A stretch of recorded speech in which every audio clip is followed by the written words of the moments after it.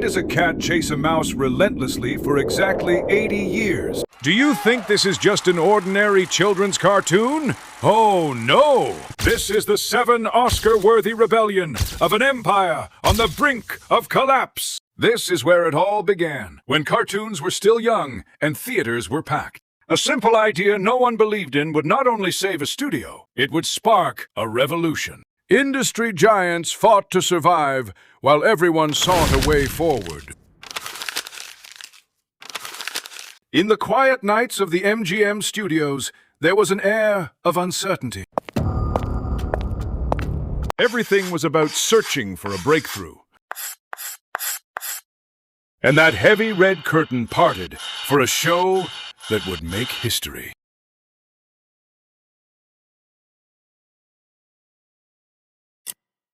Time was ticking against MGM's executives like an enemy. As Hollywood glittered in the early 1940s, no one yet knew of the battle unfolding at the drawing boards. The cold lenses of massive cameras focused on a revolution on the screen. When he opened the secret file on the wooden desk, the rules of animation would be rewritten. The film reels processed in lightless rooms were sealed. As light from the projector hit the white screen, the eyes filling the theater began to glow in the darkness. As hands worked late into the night, typing out the rhythm of comedy, hundreds of storyboards pinned to corkboards mapped out this grand adventure scene by scene. Ideas that weren't well received were thrown away, while minds that refused to give up stayed up all night under the glow of desk lamps. As the pages turned rapidly, lifeless drawings suddenly transformed into a dynamic flow. MGM Studios was facing the worst financial crisis in its history. The accounting books were deep in the red, and the possibility of shutting down the studio was on the table. While rival Walt Disney was shaking the world with Mickey Mouse, 2 young animators sat down at MGM's table.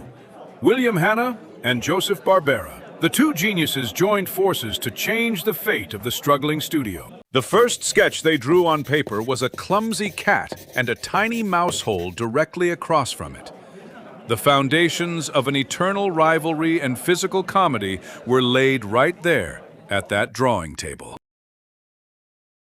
Although the producers initially dismissed the idea as too cliché, the laughter that erupted during the test screening changed everything. The cat and mouse were given the green light. The first film, released on February 10, 1940, didn't feature the names Tom and Jerry. Instead, the troubled cat Jasper and the clever mouse Jinx took the stage. Jasper ran on all fours.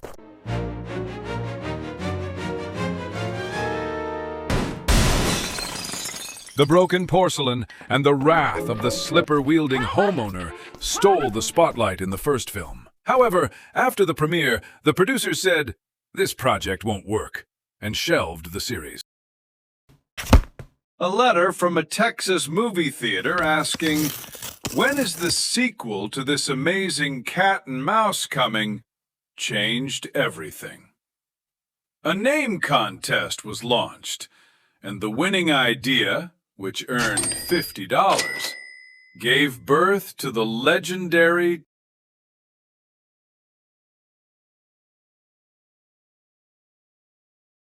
Tom and Jerry brand. With this, the animators eagerly began producing new series. For the animators, it was like celebrating a monumental work of art. For the studio, it meant profit. What made Tom and Jerry universal was that they had no dialogue. This Charlie Chaplin-style silence came to life through composer Scott Bradley's orchestra and live sound effects created with pots and pans in the studio. William Hanna's legendary Tom scream, which he voiced himself, the hammers crashing down on his feet, and the cat's body being squashed like an accordion, were the pinnacle of physical comedy. This comedy was nominated for the Academy Award 13 times and took home the Golden Oscar statuette 7 times. An unbreakable record had been set. When the studio closed in 1957, production moved to Prague under the shadow of the Cold War.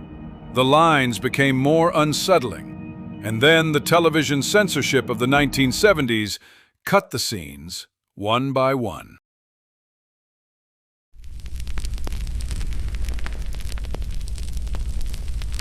However, VHS tapes in the 80s, Saturday morning cartoons in the 90s, and digital screens in the 2000s never let this legend fade away. Because this chase was more than just a cartoon. It represented the triumph of intelligence over brute force, and clever strategy over seemingly insurmountable obstacles. And the greatest truth of all, they were never truly enemies. If Tom had really wanted to, he could have caught Jerry, while Jerry would never let Tom get kicked out of the house. They were like yin and yang, two opposites that perfectly complemented each other. If this innocent chase that has lasted for 80 years has touched your childhood too, don't forget to like the video and subscribe to the channel. Goodbye. But in life, the chase never truly ends. As long as we live, we keep chasing something. But what was it about these two characters that made us watch and love them for nearly 100 years? Maybe it wasn't their rivalry at all. Perhaps it was the fun adventures of two friends that touched our hearts.